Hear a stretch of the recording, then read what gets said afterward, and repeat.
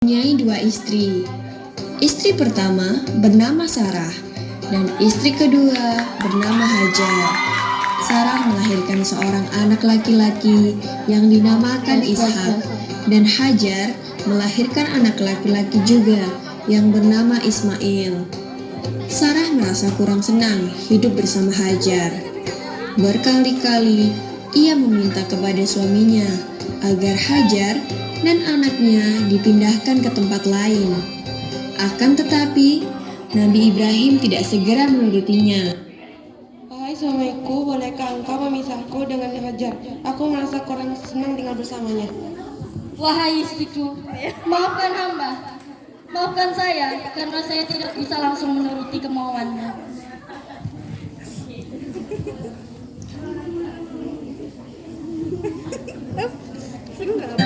Barulah setelah menerima perintah dari Allah, Nabi Ibrahim mengajak Hajar dan Ismail pindah ke Mekah.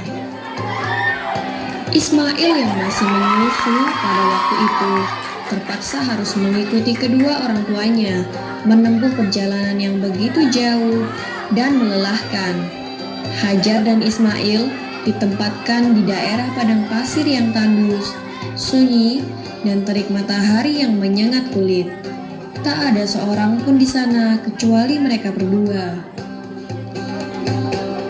Setelah beberapa tahun Nabi Ibrahim alaihissalam meninggalkan anak dan istrinya itu, ia pun merasa rindu.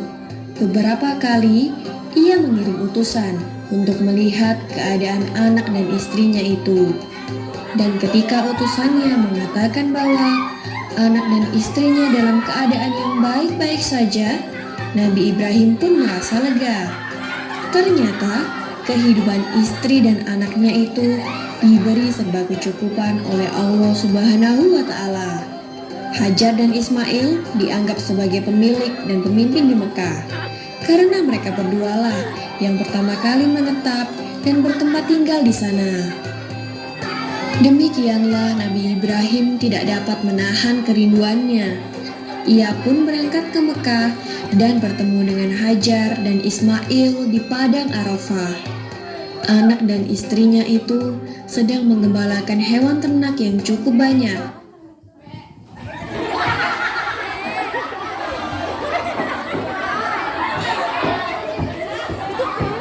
Assalamualaikum anakku, istriku.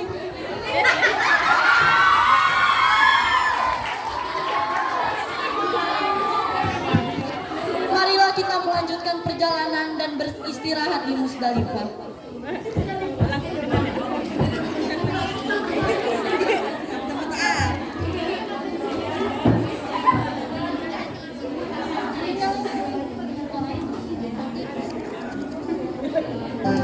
Dalam perjalanan pulang ke Mekah, setelah menggembalakan ternak, mereka beristirahat di Musdalifah karena kelelahan dan akhirnya tertidur.